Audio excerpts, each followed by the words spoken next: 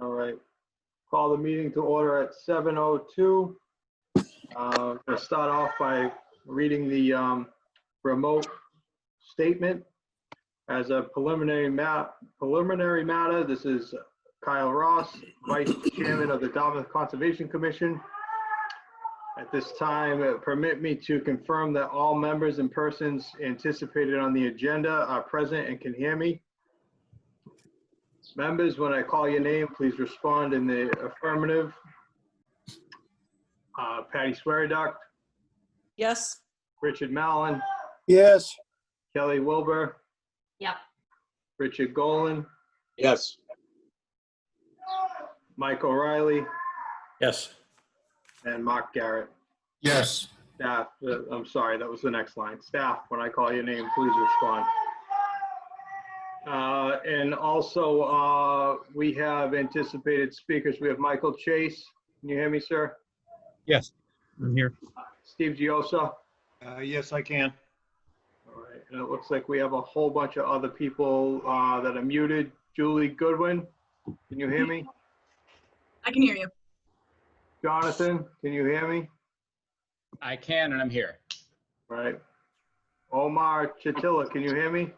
Yes, I can hear you. Larry Silva, can you hear me? Yes, I can. Dean Smith, I can hear you. Brandon Faniff, I am here. and Christopher Owen. Yep.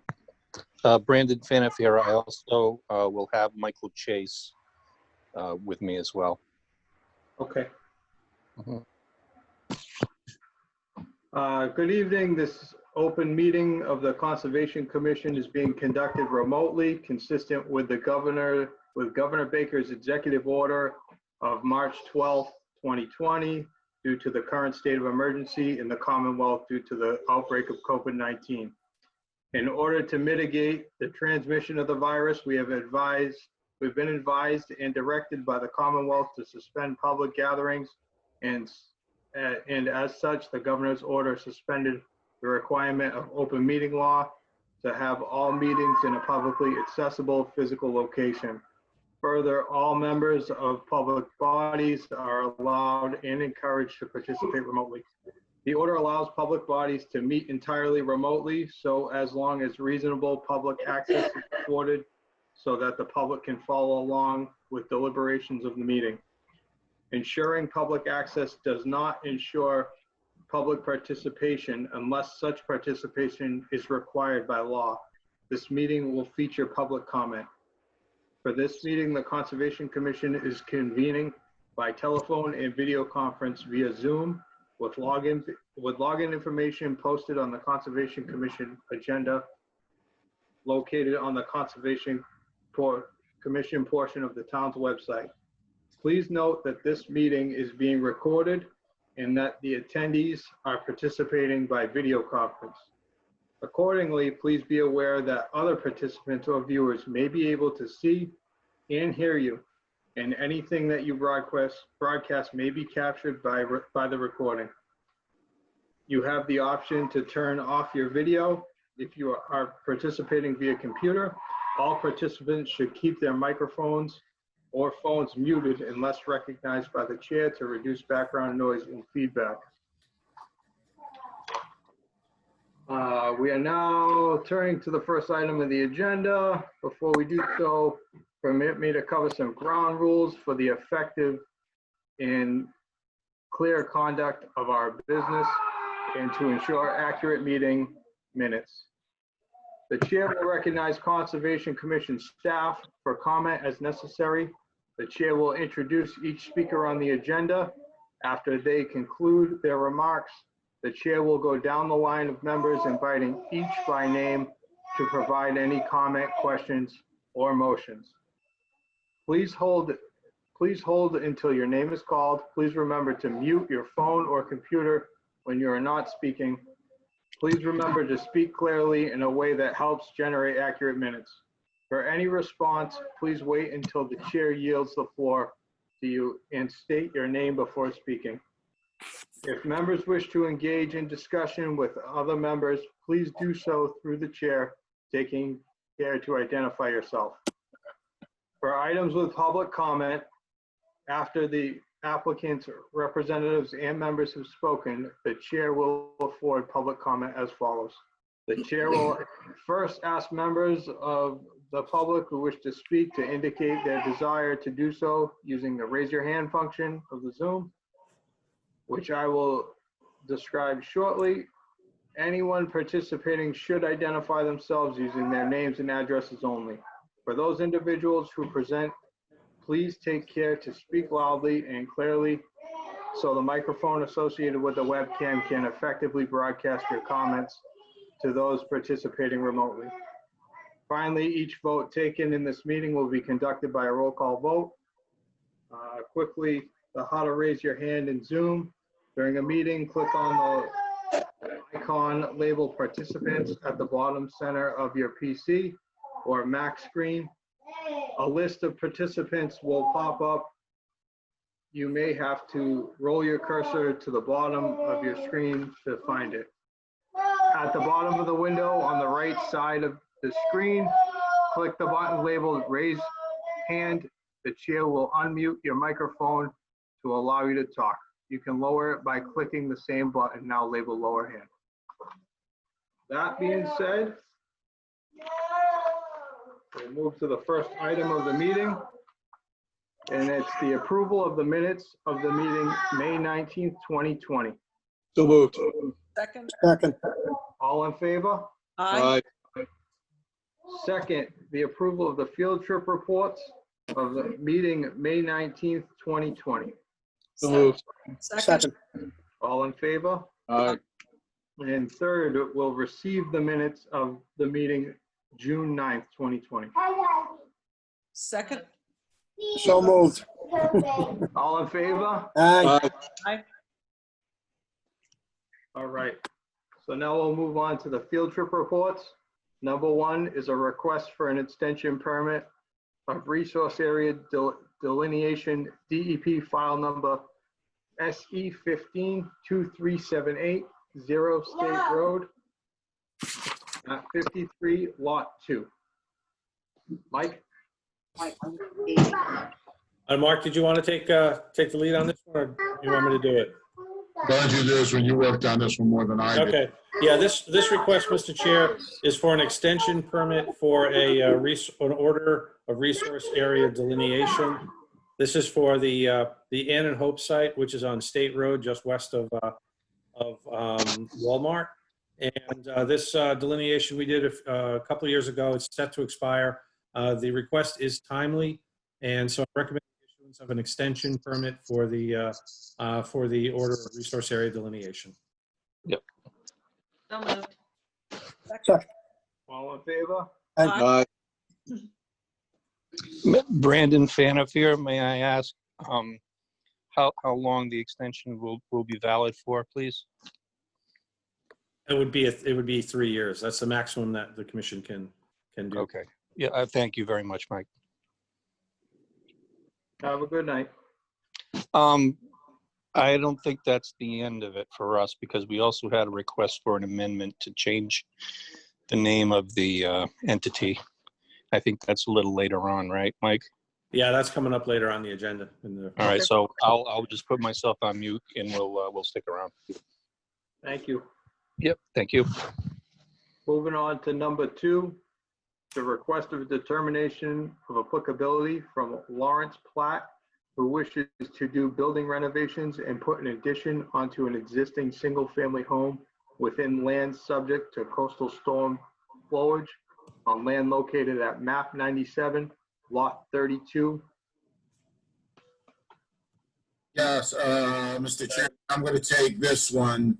This is kind of a, Mike, I think we have the wrong plan here. Yeah, I know. I'm working on it. Okay. This came into us several weeks ago as a building sign-off. And what transpired was a series of emails. This gentleman, Mr. Platt, was not really in tune with the requirements, and he was emailing us several plans. And he issued a plan to us to accompany this RDA, which basically had a note showing a proposed addition in the floodplain.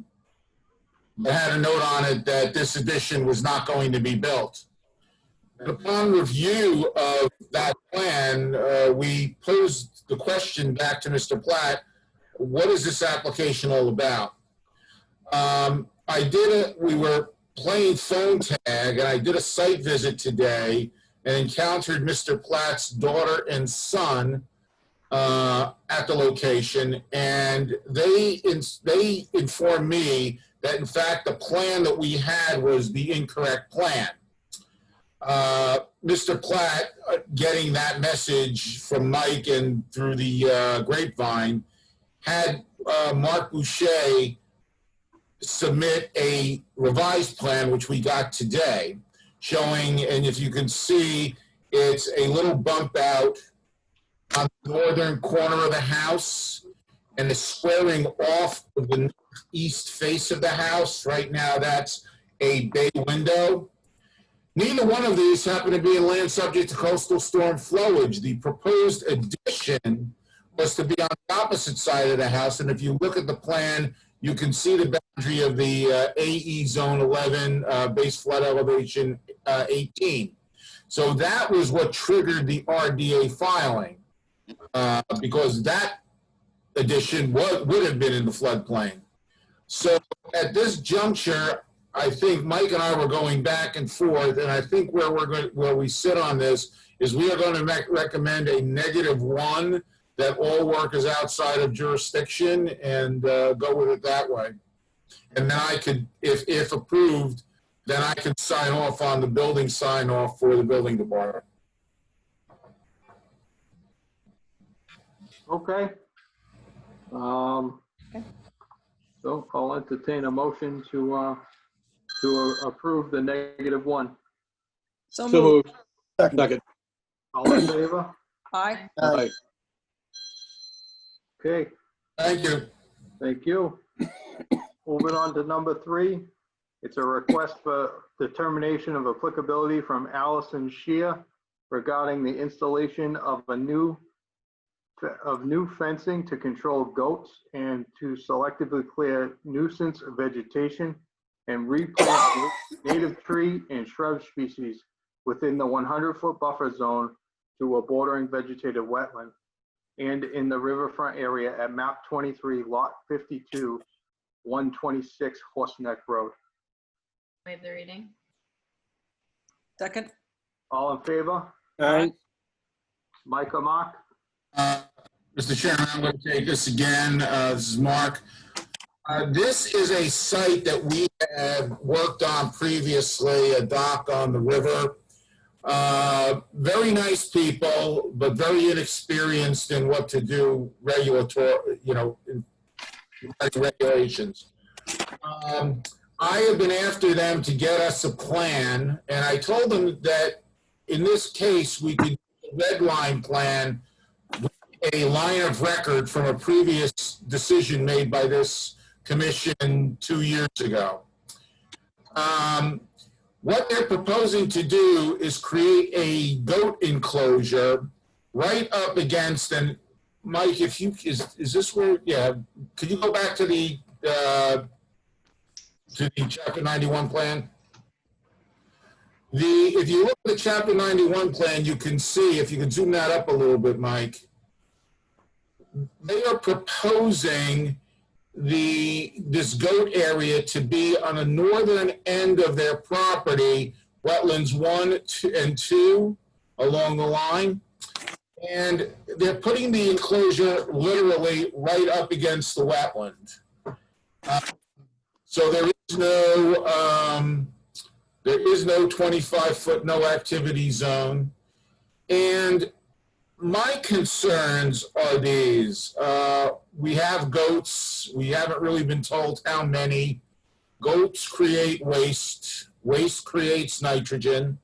This nitrogen will be going directly into the wetland because we have no proposed treatment system or collection system to mitigate that flow. And we also have an issue, if the commission recalls, we have a TMDL requirement from DEP.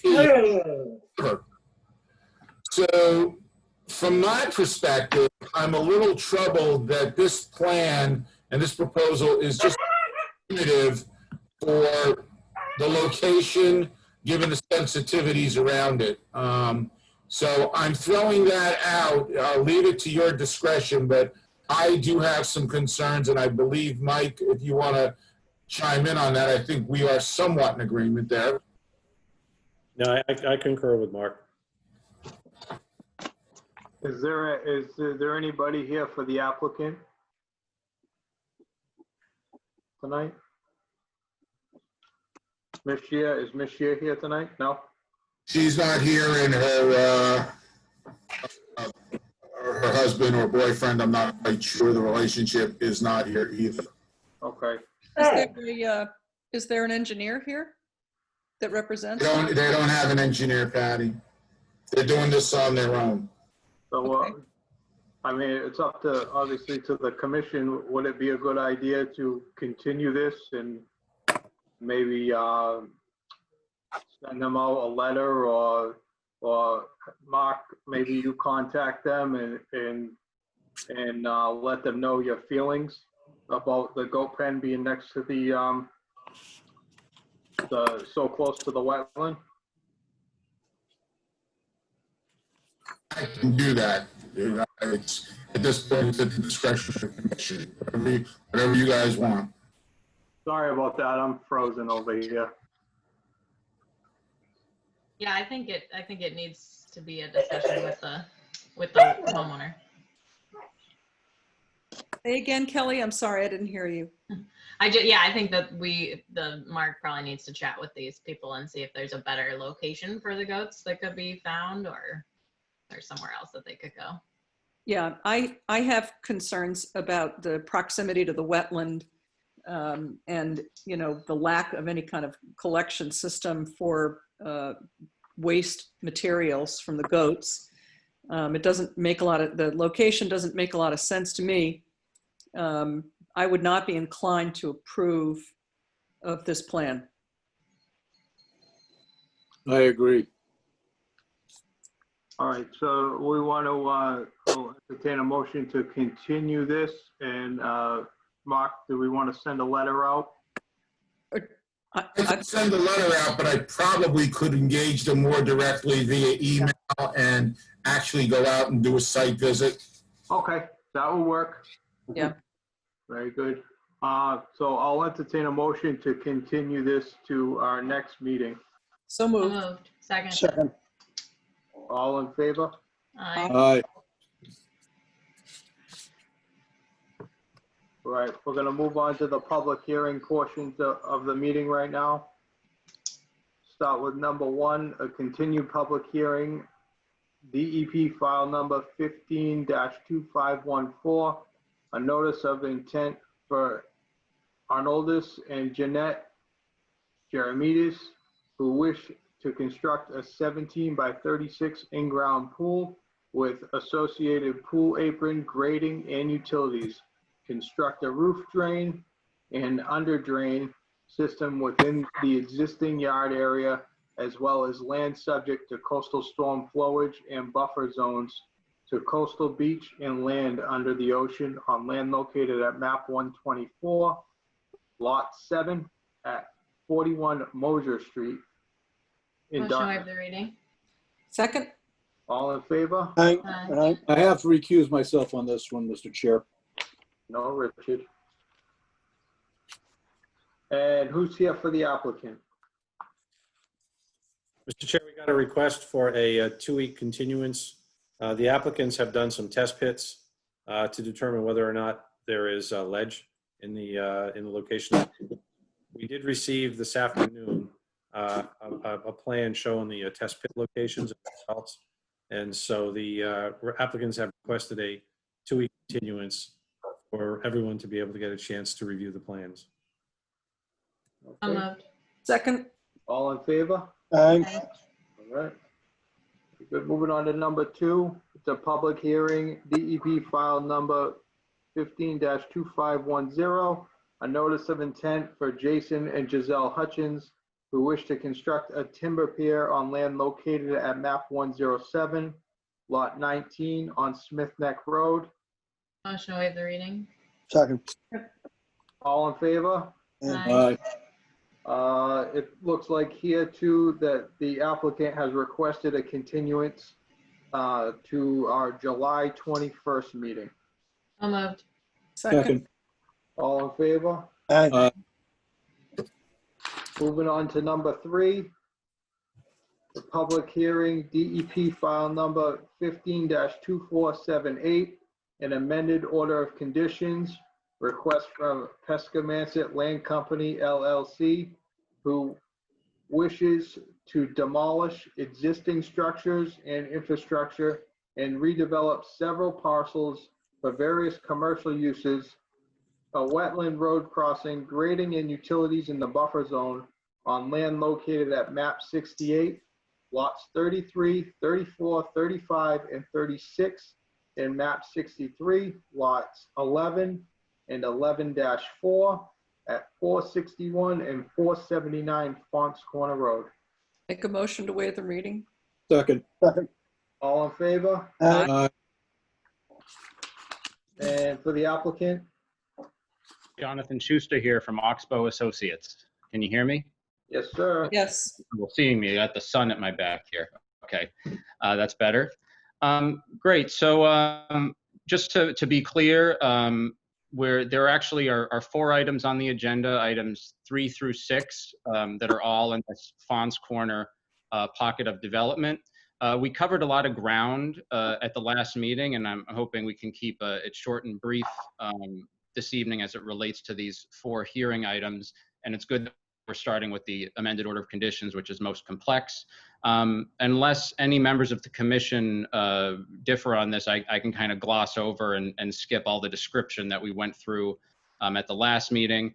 But suffice it to say, lot 4 is, again, as you described, that wetland crossing with a commercial building. The building itself is outside of buffer zone, but we have parking lots, including an accessory parking lot for lot 1, which is later on the agenda here tonight. The 2 major developments with this project since the last meeting is, 1, the issuance of Mr. Gus Raposo's drainage review. I believe that came out on the 11th. We didn't receive it until the 18th. So our engineer, Mr. Zach Gless from Existing Grade, is working diligently to provide the commission with the plan updates from that, as well as the 2 or 3 small, little items that were noticed about the plan, some contour labels. So he's working on that. We do plan to have that ready for you in the next few days. So probably before the end of the week, which should be great for the next hearing. And I believe that Mr. Raposo's report, it just had 9 items. They all seem to be very easily accomplishable. The second item relating to lot 4 here is the wetland replication area. So again, we're filling under 5,000 square feet for the wetland crossing where there was an existing structure. And we're proposing the replication to be where it's shown in front of you on Mike's shared screen. The plan update that we provided was to increase the caliper of the tree planting. So before we were saying 3 to 4 foot tall trees. I believe Mr. Garrett relayed that is a little bit undersized, and we concur that, especially with deer browse and other things, we wanted to bump those up. So now we're proposing 1-inch caliper trees of the same number. If we have had a little issue in the past finding native plantings, tree specimens that are 1-inch caliper or greater, we do plan to try to source those. If we can't, we've included a provision in here that we would double the number of tree plantings of smaller size if need be. But obviously the first and foremost priority would be to get those large plantings. And again, there's quite a few plantings we're proposing here. There's a huge list of native shrubs and trees, and I believe ferns as well, would go into this area. And we'll also note that the specifics of the grading and excavation, we're planning on going just below estimated seasonal high groundwater at the lowest point, and we'll be communicating with the commission in real time about the nature of that excavation and the exact locations and depths to achieve that final grade. Clean loam brought in, and also native seed mix we're proposing to. So this will be a really wonderful area with the native plantings and seed mix. And I guess I'll put it to the commission. So we can get there in the coming hearings after this one for lot 4. One of the reasons that we continued lots 1, 2, and 3 to this meeting was just to iron out some of the remaining drainage concerns and having Mr. Raposo's review. That review has taken place. We're still responding to it. So totally understandable if you would want to continue it. We believe these issues are very easily achieved, but we just thought it was useful for me to show up here, go over very quickly these slight changes to the plan, and I'll take your questions now. Mike or Mark, do you have anything to add on this? Is there any map up here on the screen that we can see? What is it that you'd like to see, Patty, the overall? I think we're looking at, are we looking at lots 1 through 3, looking at drainage review? Is it a revised plan or is this just the same plan? We have not received the revised plan yet. They're in the process of working on the revised plan. And it, so I can get an over. If I could add, Patty, There's the overall. I think part of that revised plan will also need to be reviewed by Mr. Raposo. I think that Jonathan was referring to was a preliminary review, but there were some things that he asked for that he's going to need to look at to finalize his review. So I think the drainage is still a little open. And I have to ask Jonathan a question before I continue my comments. We received mid-morning, and I don't think Mike or I ever really got a chance to look at it today, some revised plans. We think those were revised wetland replication plans. Is that true? This morning? Yeah, well, it showed up in our office this morning, yeah. Oh, you would have potentially received the hard copies of the replication plan that we're looking at digitally now. So basically, when I relayed this digitally, I put 2 hard copies in the mail. So these are not, they wouldn't be site plans because we're still working on those, but at least the plans we got today were not revised. They're just this existing plan. Okay. Understand. Jonathan, a quick question. It might be on there, but I really can't read the plans. What is the total proposed replication area? Total so we're replicating, we're replicating at greater than 1-to-1, so just over 7,000 square feet for an impact that's, I think, 4,700 or 4,800. I don't have it in, I can look that up for you, but we're just under that 5,000, limit. But we're replicating at, whatever that would be, 1 to 1.2. That's 7,100, 7,190. 7190, yep. Okay. Anybody else on the commission have any questions for Mr. Schuster?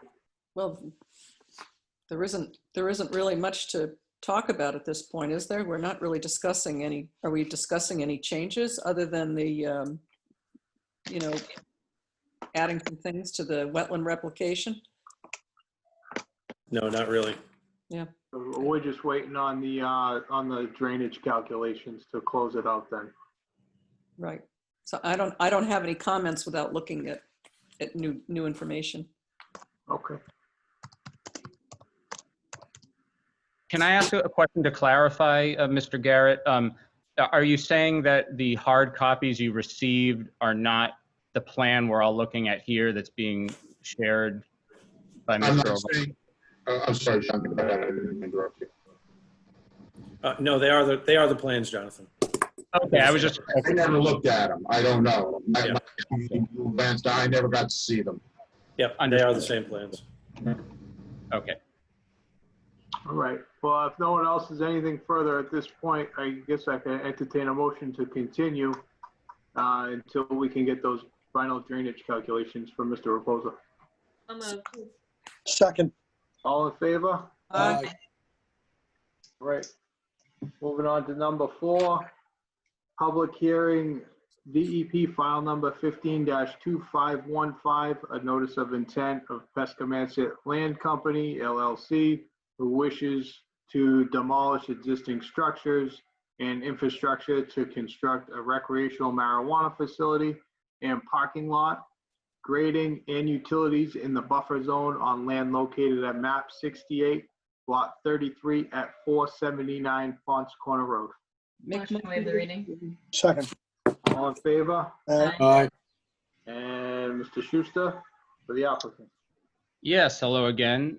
So there's not a whole lot to report here. My understanding, based on our conversation at the last hearing, was that, this is nearing the finish line in terms of being able to close, but you wanted that sort of comprehensive drainage review to take place, the response to that review on our part with a plan update. And again, the drainage for this site is on lot 4. So the hearing we just had for lot 4 contains the drainage basins, and this is a gravity fed system where the drainage for lots 1 through 3 are all incorporated together and is addressed holistically by existing grade.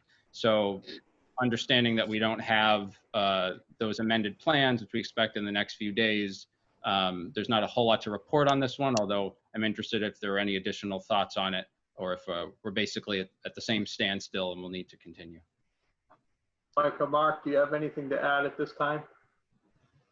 I concur with Jonathan. I think that the next 3 hearings are interrelated with the hearing that we just continued for the overall lot 4 drainage, the overall site drainage and lot 4. So there really is nothing to add.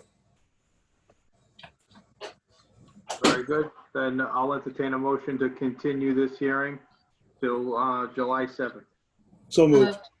Second. All in favor? Aye. Number 5, public hearing, DEP number 15-2517, a notice of intent of Ram Fonts Corner Development LLC, who wishes to construct a portion of a parking lot, grading and utilities in the buffer zone on land located at map 68, lots 33 and 34 at 461 through 479 Fonts Corner Road. Make a motion to waive the reading. Second. Second. All in favor? Aye. Aye. Mr. Schuster, would it make sense to just continue this in the next one? Or do we have any thoughts on this one? I think that would make sense if the commission's position is the same, that to be able to approve and close would require the final drainage plan to be reviewed that we're going to get to. So if that's still the same position, then I think we're in the same place then. All right, Mike and Mark, are you good with that? Yes. Okay, that being said, I'll entertain a motion to continue the hearing to July 7th, 2020. So moved. Second. All in favor? Aye.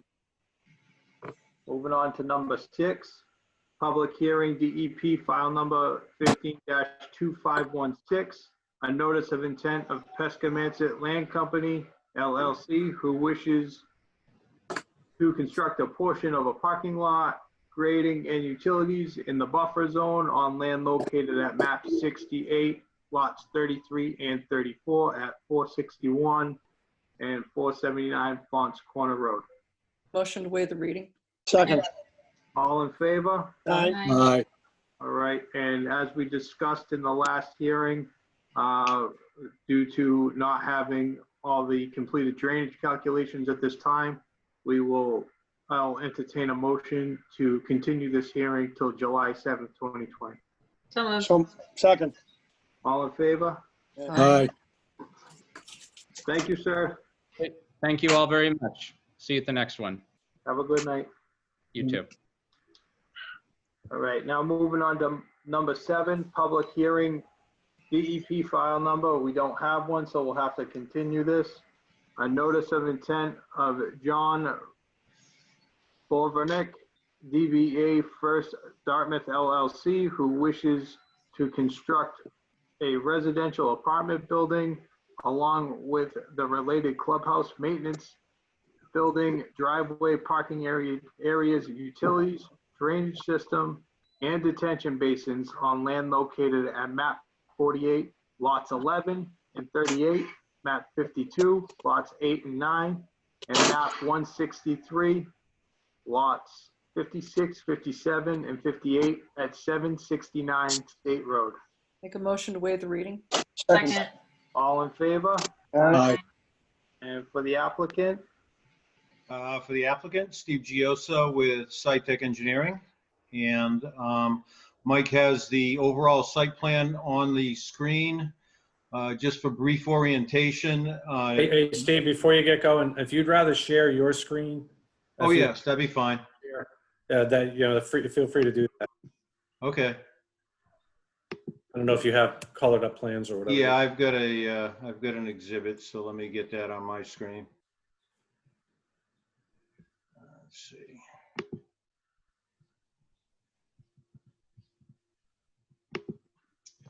Okay, can you see that?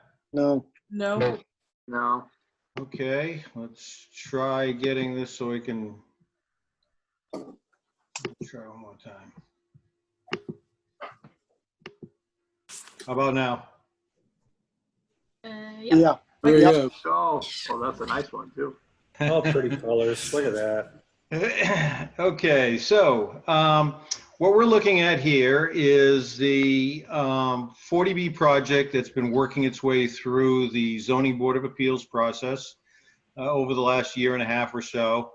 And we're finally at a point where we've developed enough of the plan to start working our way through your process in conservation.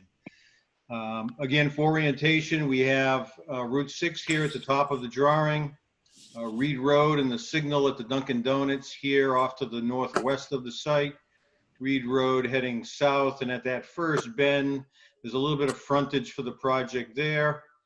But the main frontage is on Route 6. The site is adjacent to Dartmouth Indoor Tennis, which is here, and the town has a well site back in this corner here.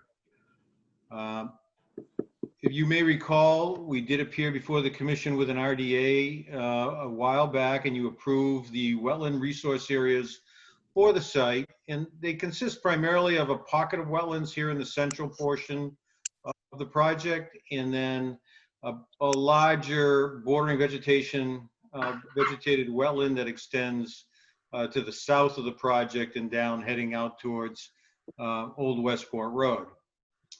The project contemplates bringing a access drive in from Route 6, providing access to the first element, a maintenance building here and a community building located here.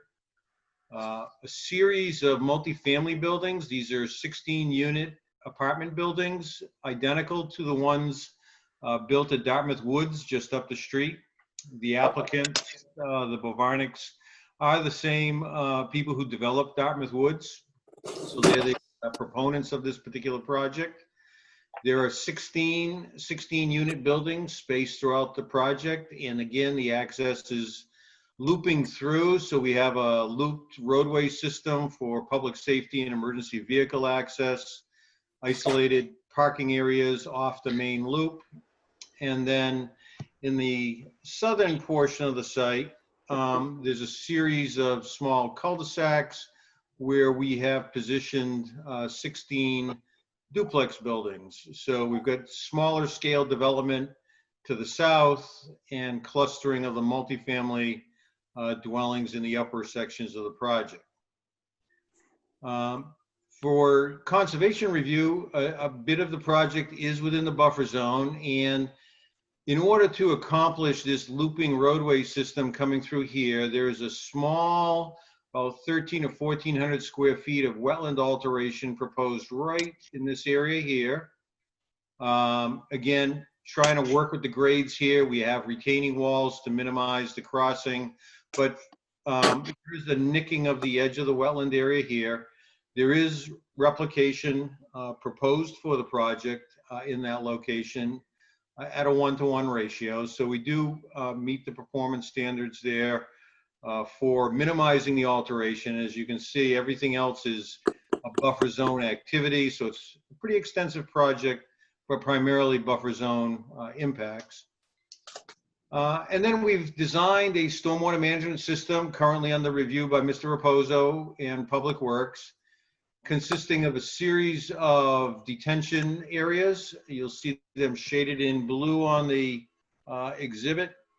And the general topography slopes from north to south. So bringing the flow to the lower areas, by splitting the flows, we're able to, I think, eliminate all the water being directed to one point source location. And we are splitting it up into a number of alternate disposal areas, which eventually flow into the main wetland system here on the southern portion of the site. We do have proposed water quality units. And I know that at least some of the initial comments, Mike has raised the concern, I think, regarding this primarily, this part of the drainage system, because it does occur on the portion of the site that is still being worked on and remediated as part of the ledge project. And so we've taken another look at the drainage in this area here. And we're going to wait until we get the final comments from Mike, the consultant, and the DPW. But we've looked at the option of lining this with a membrane liner, similar to what they do in a landfill, to keep the surface runoff that would be pocketing here from leaching into the ground and mixing with the contaminated areas. That there is some residual contamination in this area of the site. And we've rerun the numbers already. They work for a lined facility in this area. And we think that that will hopefully address that particular concern when we move forward through any of the other comments. Project will rely on municipal water and sewer. We have worked out concept designs for both utility systems with Public Works. The sewer would go out to Route 6, water line would loop through the site. I mentioned earlier that there's a little bit of frontage on Reed Road. That's primarily going to serve just for looping the water main and to satisfy our fire department concerns and emergency access drive through this area here. Beyond that, again, you can see it preserves a lot of green space. A lot of it is wetland in the lower areas, but again, within the building areas and surrounding, these are all upland areas through here. So again, we think we've balanced the site on the drainage, but we'll wait for the review. Obviously, we'll be looking for a continuance this evening. And I would suggest, given the complexity of the site, it might make sense in this case to continue for 4 weeks. I don't think 2 weeks is going to be adequate to get the comments from everybody, make the necessary changes, and I don't want to tie up your agenda. So obviously at the discretion of the board, we'd look for a 4-week continuance. Okay, Mike or Mark, do you have anything to add at this point? Yeah, I'll take this one, Mr. Chair. I do have several comments. It's obviously a large and complex, development. And I'm going to split my comments up into several different areas. The first one that I want to talk about are the resource areas on the site. As Mr. Giosa mentioned, there was a determination of applicability that was issued a year or so ago, which does finalize the wetland delineation on the site, and also finalize the areas that are vernal pool habitat. And so that was issued, and it has been shown on the project plans. One area that was shown on the original project plans is the pond in the northeast corner of the northern end of the site, the old quarry pond. Just technically, Steve, that needs a buffer zone around it because it is technically a pond. It is a pond, and that pond kicks out a 100-foot buffer zone. So that just that's not a big deal. I think of a larger concern is there is bordering land subject to flooding on the site. There's a finger or sort of a tongue of bordering land subject to flooding that comes up through the south central wetland and extends up the area where there's some crossing. There is the notice of intent identifies that there's about 7,500 square feet of alteration with about 7,500 square feet of replacement. And the replacement is intended to be within the detention ponds on the site.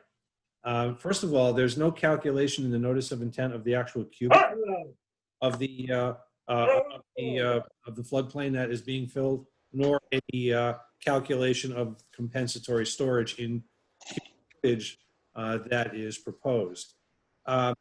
Secondly, as I mentioned, the compensatory storage is being proposed within detention ponds, and I don't think that's appropriate. I don't think that's allowable. The detention ponds could conceivably be full at the time of a major flood and not provide any compensatory storage. So I think that the site has to find some compensatory storage areas, that actually, comply with the regulations that are at 1057-4A. And so I think that that has to be revisited to propose some compensatory storage in the appropriate locations. Third of all is the Natural Heritage and Endangered Species Program issue on the site. The site, the notice of intent indicates that a copy of the notice of intent has been sent to Heritage, but we have no green card with any proof of submittal to Heritage. Now, that being said, the interesting part of this is the estimated habitat ranges that are on the site are potential vernal pools, which we have now identified through the request for determination process. And also it is shown to be priority habitat as opposed to estimated habitat. The priority habitat is habitat that is regulated by the Mass Endangered Species Act, the MESA program. And so there obviously has to be a MESA filing that needs to be submitted to Heritage Program. However, there's no alteration of the priority habitat. So as far as Wetlands Protection Act goes, it doesn't really apply. One of the things I did note about the plan is that there are two areas where there is priority habitat that is shown on the the Heritage Program maps. One of them is a small area to the north, and another one is a larger area, which is approximately in the same location as that central wetland, which we now have identified as vernal pool habitat. The northern blob, we call them, the estimated habitat, which is where Steve is identifying on the cursor right there. That is shown on the project plans as sort of a generalized polygon, and the actual polygon is shaped differently than what is shown on the plan. I think the actual shape of that polygon should be shown on the plan so that we make sure that we're not, that the project isn't proposing any negative impact to that particular resource area. Also, the southern polygon is not shown on the plan at all. The larger polygon of the priority habitat range is not shown on the plan at all. And I think that should be shown on the plan. Now, as I mentioned before, we have determined and finalized the wetland delineations on the site, but that's not exactly the same as the priority habitat areas. They generally coincide, but those priority habitat areas will be shown on the project plans to make sure that there is no priority habitat that is being altered.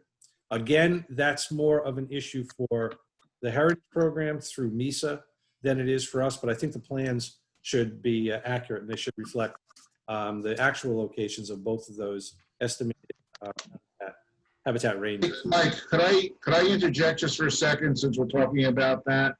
Sure. I have a comment for Steve. Steve, do we know what the species are related to that, the northern blob? I do not off the top of my head, no. To maybe answer Mike's question, I know that we have filed with MESA. We've provided a copy of the notice of intent to Natural Heritage, but we also did a MESA filing with a $4,000 filing fee based on the size and scope of the project. That is in process. So we will provide you with documentation that that has in fact been made. They've had it now for probably a week and a half to 2 weeks.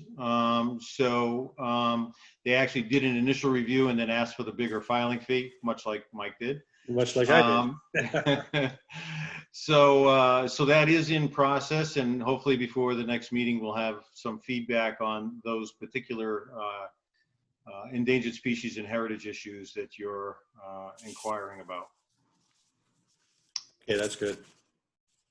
The next thing I wanted to bring up was the wetland replication that is proposed. The wetland replication planting plan that's shown in the detail sheets and the replication narrative that is also shown on the detail sheets, they don't match. There are different sizes, planting sizes, different planting numbers, and so I think that needs to be cleaned. That does need to be cleaned up. I think the narrative is more appropriate than what is shown on the planting schematic, and so it also, there's a typo in there. It says that it's going to be submitted to the New Bedford Conservation Commission. Oh, there we go. But it's actually the Dartmouth Conservation Commission, which is Cut and not paste. which is a cut and paste, yeah, which is not a big deal. But the replication narrative and the schematic drawing should match. So I would suggest that you update those, submit that, to staff and the commission. Let Mark and I get a look at it ahead of time, and then the commission can pick that up at the next meeting. But I think that needs to be cleaned up. Absolutely. Mike, could I interject a couple of comments? Steve, you probably heard in the discussions with Jonathan Schuster. I think 4-foot tall trees are just a little bit too small. I'm looking at inch and a half caliper trees. Okay. Just browsing, a 4-foot tree has got a trunk diameter of a ½ an inch. That's big. And I also think that you're proposing 2-gallon pots on your shrubs. I would prefer 3 to 5 gallon pots. Okay. And the last thing I had on replication was, and I'm trying to think as somebody who's going to have to work with contractors down the road, the detail sheets, you got the wetland replication stuff spread out across the sheet. I think they should, all the windows, whether it's the narrative or the plan or the cross-section spec on planting, they should all probably be in one area and adjacent to each other, because I know some people just aren't going to crane their neck to look left a ½ an inch. Understood. We'll reformat the detail sheet. Okay, you guys good for now? No, I've got more. Okay, go ahead, Mike. I want to touch on stormwater generally. As Mr. Joseph mentioned, it is being reviewed currently by our stormwater consultant. One of the things that I did notice on the plan for the stormwater, and it is a large and complex stormwater system, I generally think it's handled very well with the distribution of the outlets to the different areas of the wetland. But there are some things that we do need to see. There are no test pits shown. There are test pits in the detail sheet. There's a soil in the detail sheet, but there is no location shown on the plans where those soil logs are. So we need to make sure, and I believe there are 6 of them in the soil logs. And I think and there are 8 separate ponds. There are 2 ponds that are a 2-component pond, 2A and 2B. And so all of those sites, all of those ponds need test pits. So we need to know where those test pits were done and where the groundwater is in relationship to the bottom of all of those ponds. Now, being said, 6 of the ponds are actually proposed above grade, and 2 of the ponds have about a 5 or 6 foot cut proposed. So in all cases, we need test pits in those locations. But given that these ponds are being relied upon for infiltration, it's doubly important that we get all that test pit information properly cited and referenced on the plans. One of the other things I noticed in the details that the plan, the detail sheet on the stormwater plans shows that the ponds are supposed to be loamed and seeded. Pond 3 was supposed to be loamed and then seeded with wet mix, which is the larger basin down at the bottom. But if the ponds are being proposed as infiltrators, then loading and seeding is a mistake because they blind up very, very quickly. So I think, Steve, you have to revisit that detail and remove the loaming and the seeding, because we've seen that mistake happen in the past where there were ponds that were supposed to be left with a gravel bottom to infiltrate. They were accidentally loamed and seeded, and they blinded right up immediately. And Yeah, I mean, of the two issues that you just raised, I mean, the test pits, there's actually been extensively more than 6 test pits done, but I think there's a lot John, of test pits out there. yeah, John included the more recent test pits, and we'll get you the locations. We also, I mean, my involvement in this property goes back over 10 or 12 years with prior owners, and we had scattered test pits all through this area here years ago, and then more recently through this area here, and we do have data up here too. So we'll get the test pits located, the soil logs pulled together.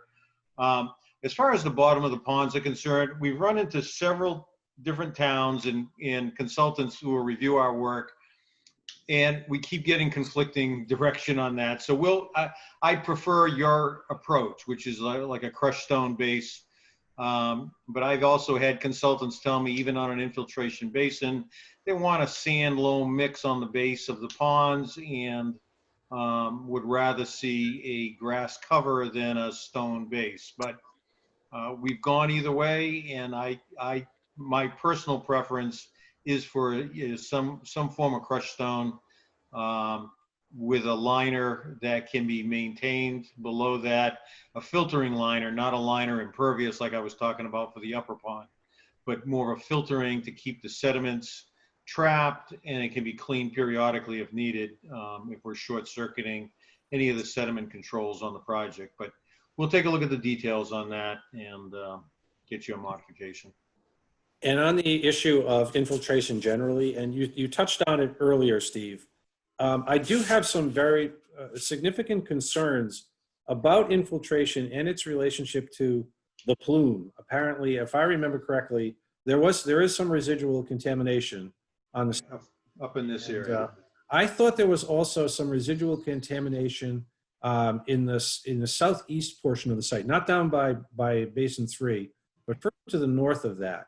I know I had sent you an email a few days ago, Steve, because I would like to see a map of the plume of the contamination, because I believe it exists. Yeah, no, that was something that should have been added to the plan, and we have that information, and it is limited to this area, and I don't want to show exactly, but it's up in this area here. Okay, we actually, yeah. I think, set the building, so it may even be as far as here, towards Route 6, but we do have that information from the environmental people, and we can put that on the plan so you have a frame of reference.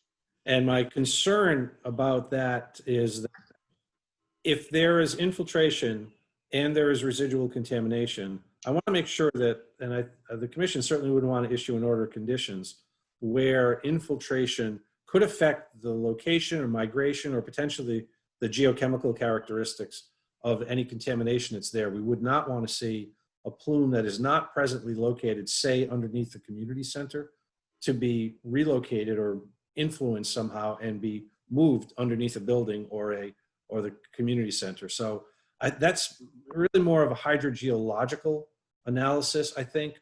But that's something I think that we definitely need to be, concerned about. Okay, we'll get you some information, and like I said, we've already evaluated going to a impervious layer on that upper basin, and it works from a hydrology standpoint. So we'll get you the documentation on that, but we'll wait till we have all the comments from the consultants.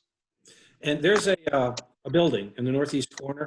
It's identified, I think, as a garage on your plan. If I'm not mistaken, I thought that was the site of the treatment system for the. No, that treatment building is over here. In fact, we've showed it on the plan. That's right here in this corner. And this building's the old beat up garage in this corner of the site.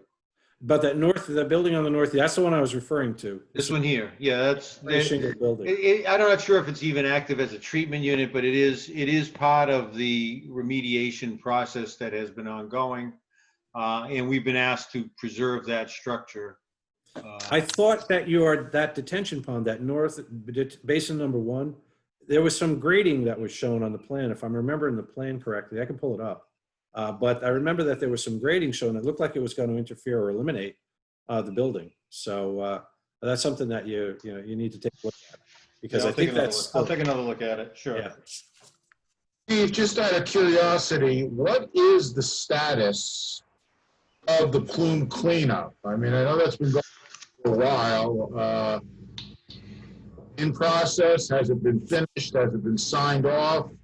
Well, where is it and what is it at this point? well, it is the subject of a very extensive environmental study, both by our consultant and town's consultant on behalf of the zoning board, as well as the environmental consultants who are working, I guess, through the EPA and DEP on that area.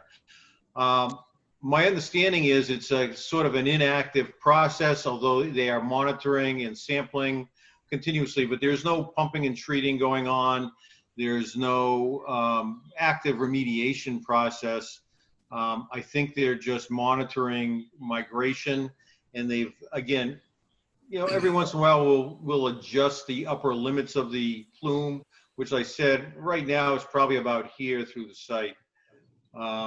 So we'll get you that information, but I'll get the environmental LSP to put together a brief summary for you so that you have a summary of what the status is, what testing has been ongoing, what additional testing we have done throughout this site over the last year and a half, and where we anticipate that particular issue going. But we have been in coordination with the people who are monitoring the site, and they have been provided access to our plans for their comments. So, but I'll get you a summary update on that. So you have a treatment building, and what is that treatment building doing?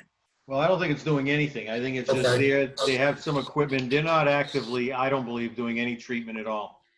We just called it a treatment building because I think that's what it served that purpose at one time. But it is a listed site. Yes. Yeah. So there is DEP 21E MCP involvement. Correct. Right. I just have a couple of other observations. Some of the grading that's really adjacent to the wetland on the loop road, that the grading is very steep and right on top of the wetland. There's a retaining wall that is shown that is along the edge of the road in that loop road on the north. And I think the grading should be, I think the retaining wall might want to be extended around, because I can't see that that grading really being constructed without really impacting the wetland, because the grading goes right down to the edge of the wetland and it's very steep. And so I think you'd need to take a look at the grading and the buildability of that, of that portion of the site. And there's other areas that are pretty steep, and you might want to This area here? Yeah, I think it was right up in there, Steve. That's where it was. Okay. And so I think you need to take a look at that. Yeah, it's a challenging site, to be sure. If you've been out here, if you've been out here, the area near this building 1100 is very high. The building near 1400 is very low. So there's quite the gradient through here. Yes, there is. Where it had been gravelled out years and years and years ago, which I think created this pocket after they abandoned the site. But we'll definitely take another look at the grading there. Okay, I'm all set for now. Okay. Anybody on the commission have any questions at this time? Not at this time. Nope, not at this time. Anybody in the audience? No. Okay, Steve, is 721 good for a continuance, or do you want further than that? No, 721 will be fine. That'll That'll give us time, I believe, if, depending on Mr. Raposo's review. And if we need more time, we'll obviously request it, but for now, I think that would work out fine for us. Okay, I'll entertain a motion to continue this to 7/21/2020. So moved. Second. All in favor? Aye. Aye. All right.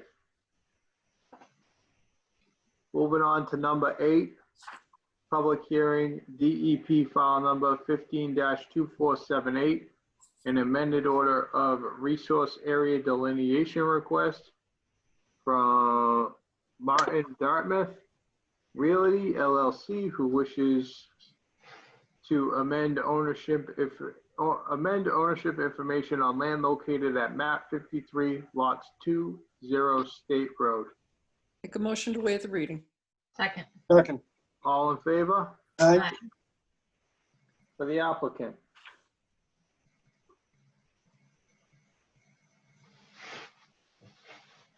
Brandon? Brandon's muted. Brandon, are you muted? Probably stepped All right. away. It took me a Now it's second. off. It took me a second to find the right buttons, but I'm here. All right, Mr. Faniff, go ahead. Okay, so the purpose of this hearing is to change the name of the entity on the order of resource area delineation that we actually just extended by 3 years earlier in this hearing. The entity now that Mr. Chase wants to have it in is Martin Dartmouth Realty LLC and not Ann and Hope Inc. anymore. So I spoke to Mike and Mark about the most appropriate way to do that, and their answer was to file for an amendment to the order. So that's what we did. So it's pretty simple. We just want to change the entity name.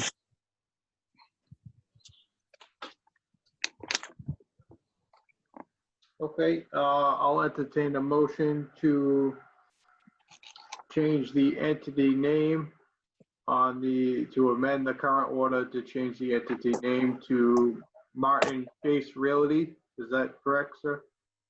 No, Martin Dartmouth Realty LLC. To Martin Dartmouth Realty LLC. Yes.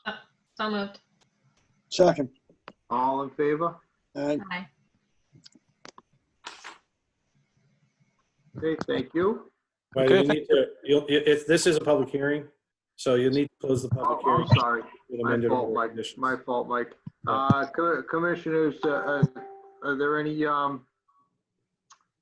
commissioners that have any comments at this time?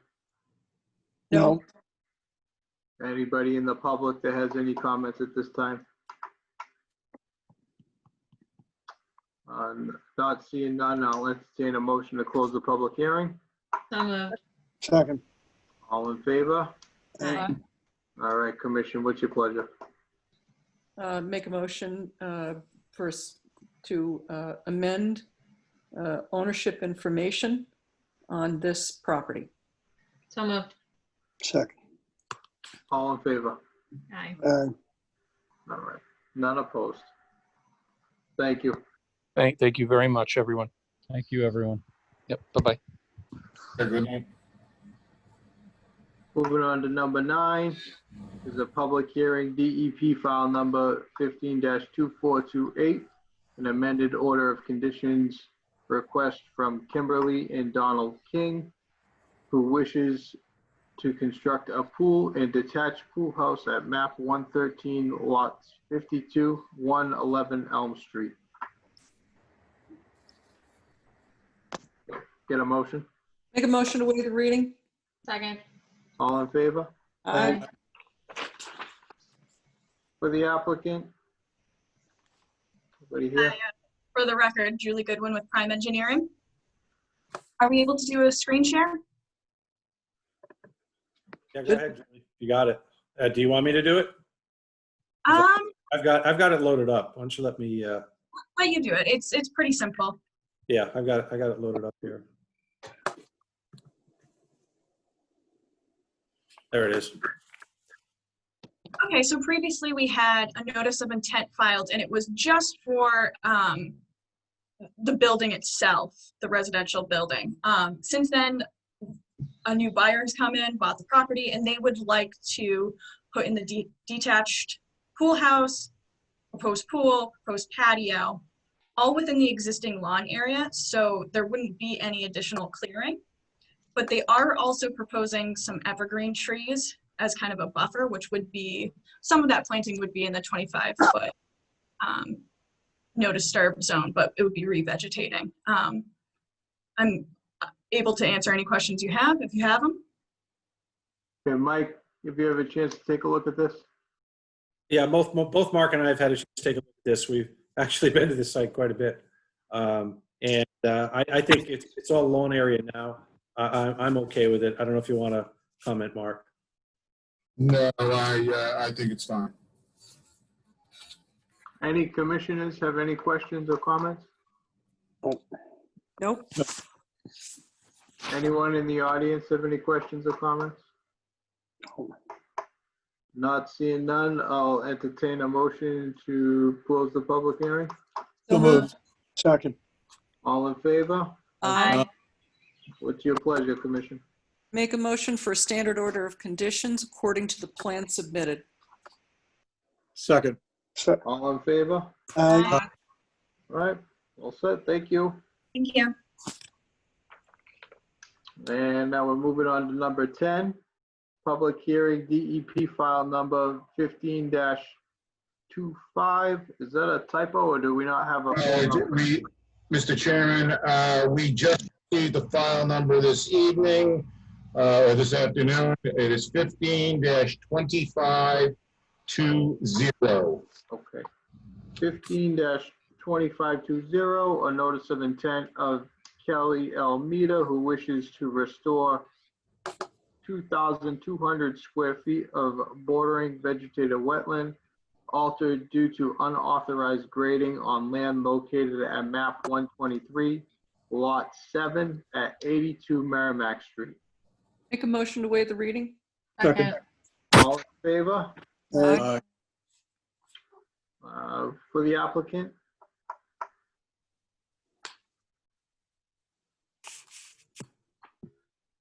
Okay, unmuted. Steve was here. Yes, I'm here. Okay. I'm sorry, I didn't unmute myself. For the record, Steve Gioso with Scitech representing the applicant. Mike has the exhibit on the screen. This is 82 Merrimack Street, and Merrimack Street's to the north of the site. We're on the south side of Merrimack. Pearl Street, which you see at the bottom, is actually a paper street. The applicant had, without a permit, completed some alteration, piled some fill material, there's some mulch, and over time there's some grass had been developed in what we've determined to have been the wetland area on this site. We did have a delineation completed by Chris Capone, and he has represented his delineation on the plan.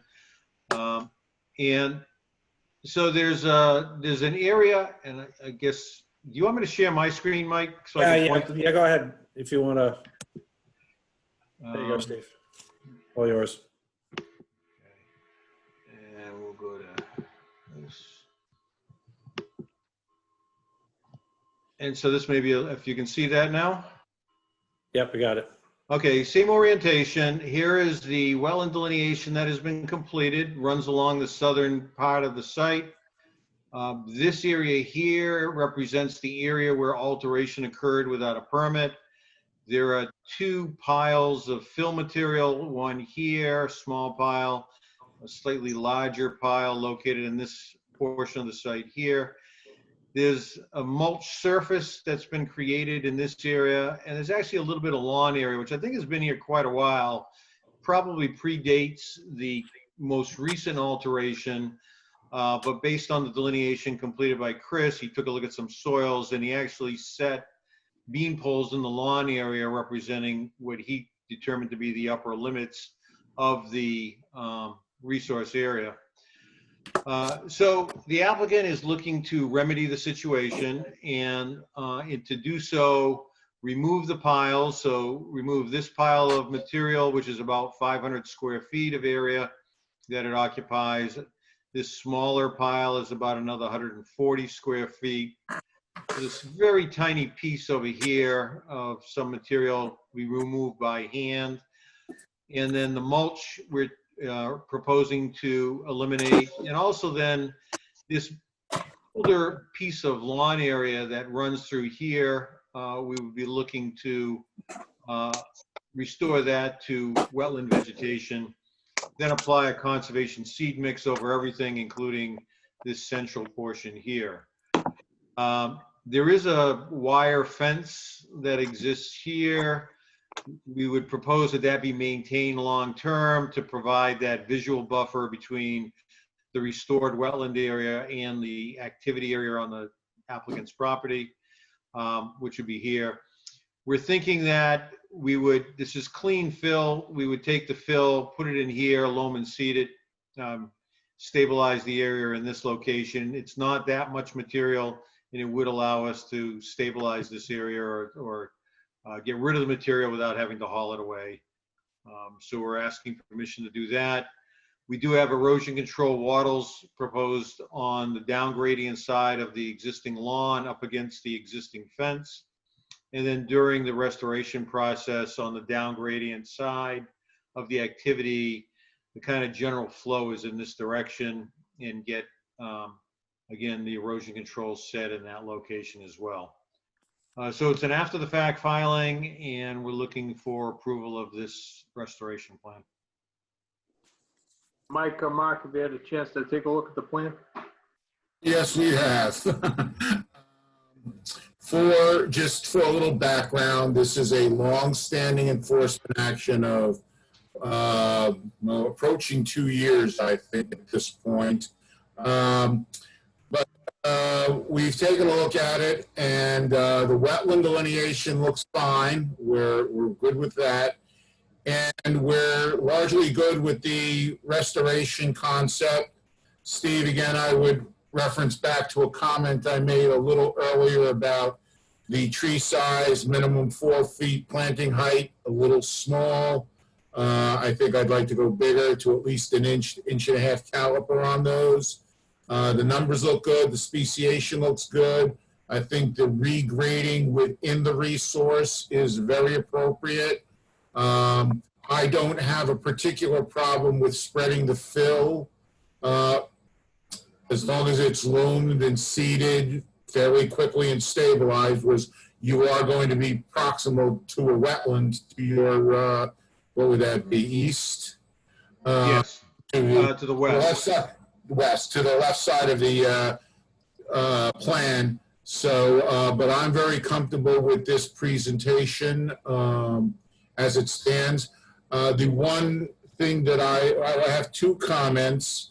I know in their restoration plan, they talk about monitoring for 2 years. I would recommend 2 years or the life of the order of conditions. The second thing I would like to recommend to the commission on this is, given the long-standing nature of the relative impacted area and the alterations, I'd like to see this work finished by September 30th of this year. And lastly, a point I just popped back into my head. Based on that date and based on the rapidity of what I'm requesting for timely completion, we could be in a summer drought season. We've extended to September to get sort of into the beginning of the moisture fall period, but I would recommend, and the owner of this property is a landscaper, that this be irrigated if need be in drought conditions. So I would request that those 3 things be included in an order of conditions should one be issued. I would recommend that one be issued. I think this is a good plan. I concur. Okay. Any commissioners have any questions or comments at this time? No. Not seeing none. Obviously, no one in the audience at this time has any questions. Kyle? Do you have any questions? Anyone in the audience? Kyle? Hi, Patty. Patty, can you hear me? Yeah, I can hear you. Can you hear me? Yes. Go ahead. Do you have a comment? I have a question. Okay, it's very faint, Patty, on my end. Can anyone else hear you? Having trouble hearing you, Patty. Can you hear me? Very faintly. I have a question about. There you go. I have a question about where exactly the existing fencing is along the, this portion, but the portion down by the mulch. Yes, so the fence is actually touches the corner of this shed, so it closes off the lawn area. Okay. Runs generally in this northwesterly direction right along this line and comes right up to this tree here. And then it's also continuous all along this side here, all the way up. So it does isolate the lawn area quite nicely. Okay.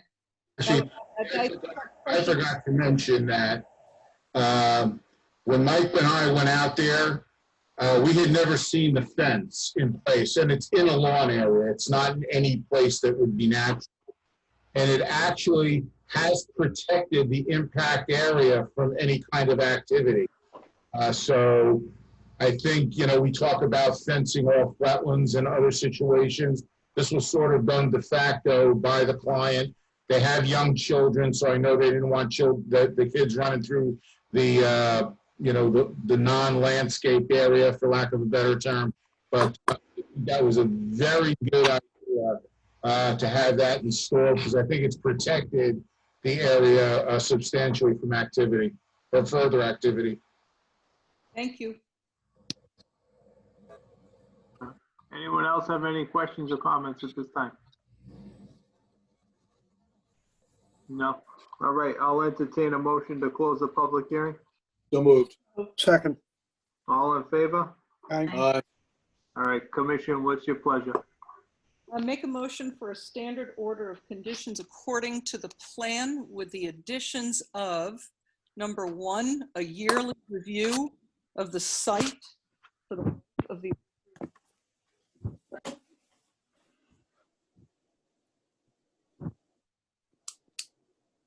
We lost you, Patty. Patty, yeah, we lost you again. Can you hear me now? Yes. Want me to start over? Yeah, you might as well. I'll make a motion for a standard order of conditions according to the plan submitted with the additional provisions. Number one, that there is a yearly review of the site for the life of the order of conditions. Two, that all work be finished by September 30th, 2020. And three, that the work site be irrigated in drought conditions during the time, during the summer months when drought might occur. Second. All in favor? Aye. None opposed? Okay, Very Thank you. good. Thank you. have a good night, Steve. You too. All right, moving on to items for discussion. We got bills. Any bills to pay? No, no bills, Mr. Chair. No bills. B, Chapter 61 release, Mary Legs Farm, Rockland Street. Hello, can you hear me? Yes. Yeah, Yes. Yeah. Thank you. Sorry, I didn't mean to pipe in there. Mr. Chair, I can explain what this is. okay, go ahead, Mike. This is actually a, Mary Lakes Farm is actually covered under Chapter 61A, Agricultural Protection Tax Status. And the applicant is proposing to remove 2 lots from the overall site and keep one particular lot. So the Conservation Commission and other boards in town, as a result of the Chapter 61A law, have the right of first refusal when a property is being converted. from agricultural use to other use. In this case, presumably eventually it'll be house lots. And so this request is for the commission to notify the commission of the conversion and to allow the commission to make a decision whether or not they want to exercise their right of first refusal for the property. The commission also has the ability to be able to assign a right of first refusal to a conservation organization if they so choose, such as DNRT or Mass Audubon Reservation. So there's a process that has to be gone through in order to release these lots. This Conservation Commission is one step, of that process.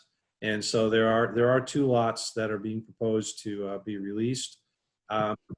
I don't believe that the Conservation Commission really, I think this would not be a priority for the Conservation Commission to exercise their right of first refusal on these lots. It's not contiguous with any other Conservation Commission property. And so, my recommendation to the commission is to not exercise the right of first refusal and to by the owners, the owens of that. And so that is my recommendation. Okay. I'll entertain a motion to not exercise the right of first refusal. So moved. Second. All in favor? Aye. All right. Thank you, Chair. Thank you. Moving on to C, Russell's Mills Land Conservation Project Grant Proposal, and I just received the CPC packet in the mail today. I haven't had a chance to look at it, but I saw Mike's emails about it too. Yeah, what this is, Mr. Chair, is this is a land protection project in Russell's Mills, and this particular portion of the project is the Fentress property. The Fentress property goes from Russell's Mills Road to over towards the Fisher Road and Destruction Brook. There is a frontage on Fisher Road that is directly across the street from the large DNRT Brook Woods, and so the Dartmouth Natural Resources Trust is looking for the commission's support in 2 ways. Number one, the DNRT is looking, and here's a letter from DNRT that I have up on the screen, is going to be applying to the CPC, as Kyle mentioned, for a grant to go towards the portion of the purchase of this property. So DNRT is looking for the Conservation Commission's of the CPC application, and also the DNRT is also looking for the town support generally in the Conservation Commission for the submission of another grant to the land acquisition for natural diversity, or land grant, which is a state competitive grant, which would go towards the funding of another significant portion of the site. 200,000 would be land grant, and 300,000 to CPC, with an additional 100,000 that would be privately raised. This particular parcel, I'll bring up the map again, I think is a very important parcel because of its frontage on Fisher Road, and also would be a key parcel for potential future acquisitions. And there has been discussions about these other 2 parcels to the north, the Booth and Solnier properties, and so eventually that's something that might want to be considered for future land acquisition. And so what DNRT is looking for, as I mentioned, is support from the commission for both the CPC application, and we could write a letter to CPC, a letter of support, which I can do if the commission so sees fit, and also to support for the town to submit to the land grant at the state. So that is basically it. And so I get the commission's feelings. To me, it looks like a good project. Anyone else on the commission have any comments or questions about it? No, I concur. No, I think it sounds like a great project and a great Okay. acquisition. Yeah, Mike, if obviously it's up to the commission, but I would recommend that you write a letter of support for CPC and the town towards the land grant. I concur. Do we need a motion for that, Mike? Yeah, there should be a motion for that in the vote. So moved. Second. Second. All in favor? Aye. Okay. Enforcement updates. Yes, Mr. Chairman, I will try to make these as quickly as possible, but I felt based on the last Concom meeting, there were some actions that we were charged with, and I wanted to give you an update. I have a half dozen. I'll try to work through these fairly quickly. Some are pretty simple. The first one is 6 Admiral Point Road, Sean Pacheco. We are trying to work with Mr. Pacheco to schedule a site visit. Apparently, he has done some work. We haven't seen it. He has constructed a fence which may or may not be problematic at this point, since it might be in jurisdictional land. But we are working with him, and we have been in touch with him. So that's ongoing, and hopefully we will get something scheduled between now and June 30th. E2 Merrimack Street, we just issued an order of conditions to do the work and complete it by September 30th. That was as we all know, that was a problematic one. Lingered forever and ever and ever. We finally got a response, and I think we're well on our way with that.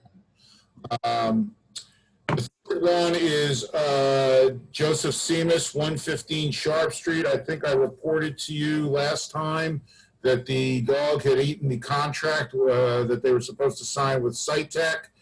And 2 weeks later, I just received, or Mike and I just received an email from Corey Medeiros of Scitech that they had just signed the contract. So Scitech has begun work and will submit an after-the-fact notice of intent to the commission once the work has been completed. We anticipate to have work completed and filing by early July. That's fine with me. However, in these cases, we say early July, as we discussed last time, not date specific becomes an issue. I would like to require them to have something a filing in our hands prior to the next conservation meeting. Not that we would review it for that, because I don't think they'll make the filing deadline, which is this Friday, but have something in our hands. So I'm thinking Monday the 6th or Tuesday the 7th as a filing date to get something in hand, and then we can proceed with setting a deadline on getting the work, the actual restoration work completed. So I leave that to the commission to discuss that and make some sort of decision on that. Can you tell me how long we've been dealing with this particular I'm going to enforcement? say about 6-7 months. I first looked at this late last year or very early in January. I can't really remember when the complaint came in, but 6 months plus. Then I would concur with you that we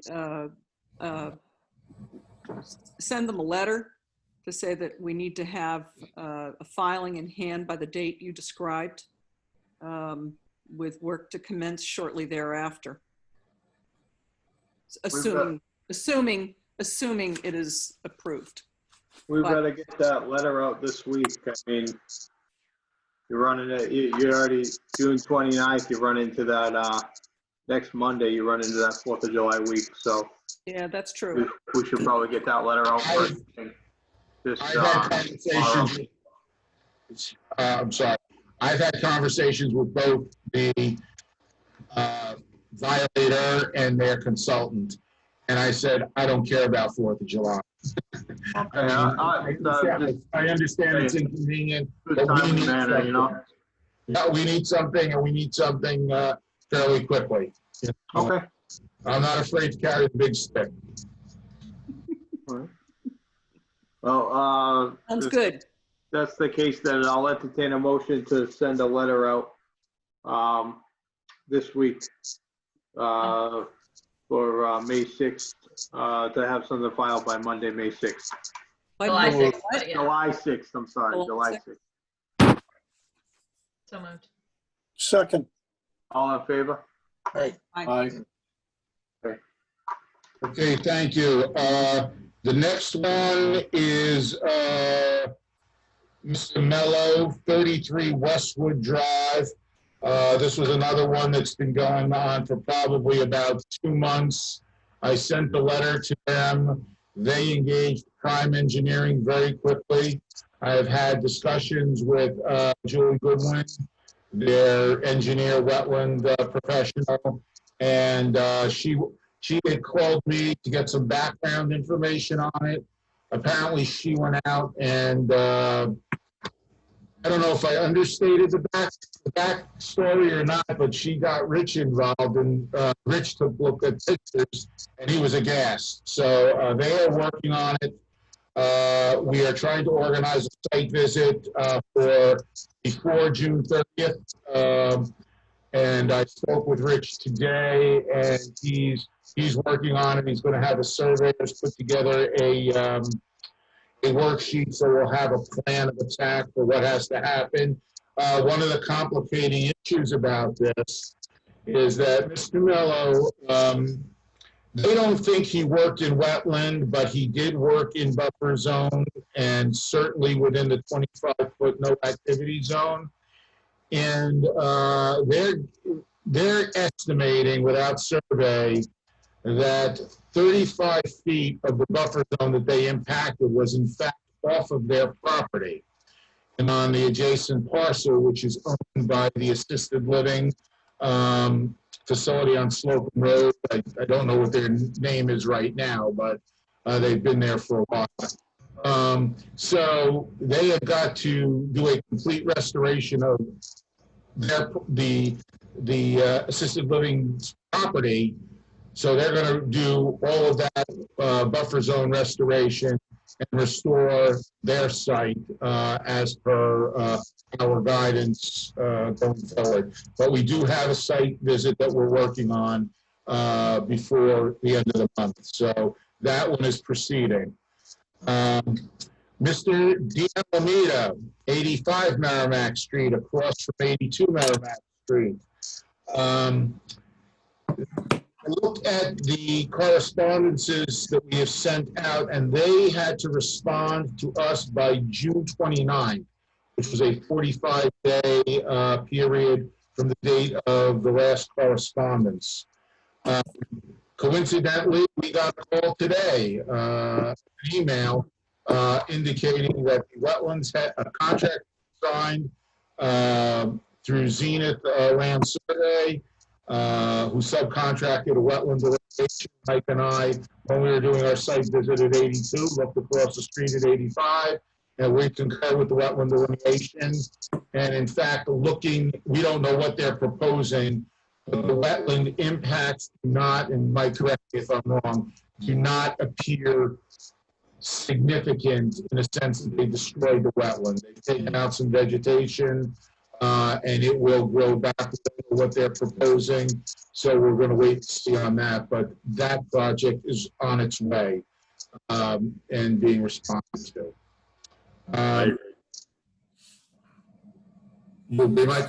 No, I agree, Mark. All right. The last one, and Mr. Golan, this is in response to an email complaint that you had registered about 43 Mosier Street. In fact, we have been out to the site. In fact, activities have been done without a permit. Basically, they were removing a large piece of concrete. It was a concrete patio, really, but it was a concrete patio. They were replacing that. It was largely impervious. It was starting to break down. The gentleman who resides in the house right now is an owner at Stone Tech, and they were going to go in and landscape the backyard with lawn and pervious pavers, if you will, to allow for infiltration and better drainage on the site. we indicated to them that the project sounded like a good project. However, the cart was put before the horse. You need a permit before you do good projects too.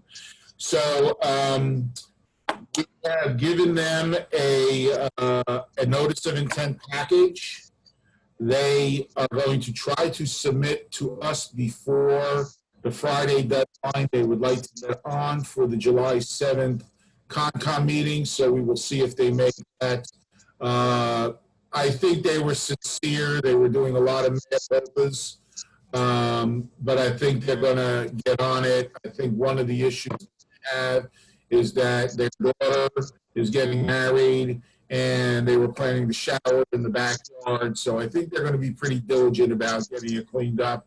From what they described and what they showed me and what they've done, I think it's a reasonably good project. It's relatively consistent with what's around them. So I look forward to seeing what their proposal is, but they are diligently working on that. So thank you, Richard, for letting us know that. Took a little bit of time to get hold of the guy, but we did, and I think we're going to end up with a reasonable solution out there. And then after the fact notice within the next couple of weeks. Thank you, Mark. So that's my enforcement update. All right, Thank Mark, you. thank you. Does anyone else have anything at this time? One quick thing, not conservation per se. Hey, Mark, can you check the microphone settings on your system? It's really overly modulated at Yes, times. it is. It's the, there is an issue with your audio. I guess mine too, but it's Is very this better? gravelly. Is this better? No, you got this like a fuzzy tone to it when you Yeah. speak. Okay. You might have a speaker issue. A mic issue. Not a Mike O'Reilly issue. Mic issue. I have a mic issue. Yeah. Patty, does your mic go on and off? Yeah, Okay, good. yeah. I don't know why mine is. Why people can't hear me. Is it an external mic, Patty, or is it on your laptop, built into your laptop? It's on my laptop, and I've not had issues with it before, so I'll have to. It might have been that you were just the way you were holding the laptop, or where it was on your, if it's on your knees or on a book or something, you might be covering the microphone. I've seen that happen before. I'll look at it. Thank you. All right, Mr. Chase, I see you there. Am I missing something? Turn on your mic. Turn your mic on, sir. There you go.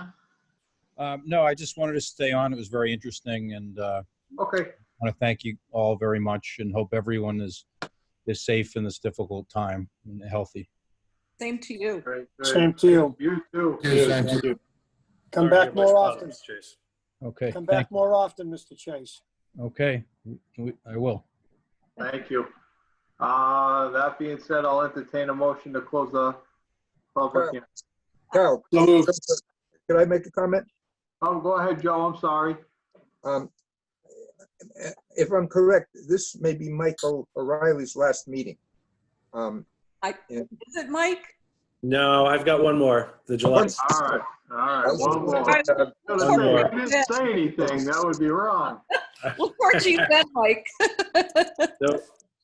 I'd be like Mike Tyson and just fade into Bolivian. We're gonna miss you, but we'll talk more next meeting. Talk more next time. No crying. Nobody's allowed to cry. Except me. How about me? You're going to be laughing and giggling. Yeah, probably. We'll all be crying. We'll all be sad. Been working with you for so long.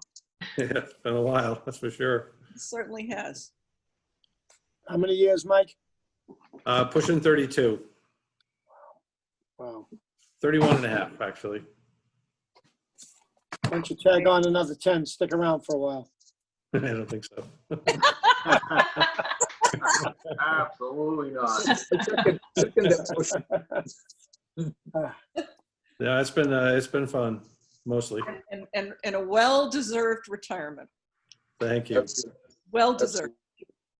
We'll speak more at your last meeting, Mike. We'll torture you next time. Okay. Oh, like, Let's All right. And maybe for, maybe forever. I mean, we may just have to torture you for a long time. Oh, that'd be nice. Yeah, July 15th is my last day. wow. All right. Well, anyway. Yeah. Okay. Good job, Kyle. Oh, Yep. thank you, Mike. Good job, Kyle. Great job. All Thank right, you. motion to adjourn. So move. Second. All in favor? Aye. All right, guys, have a good night.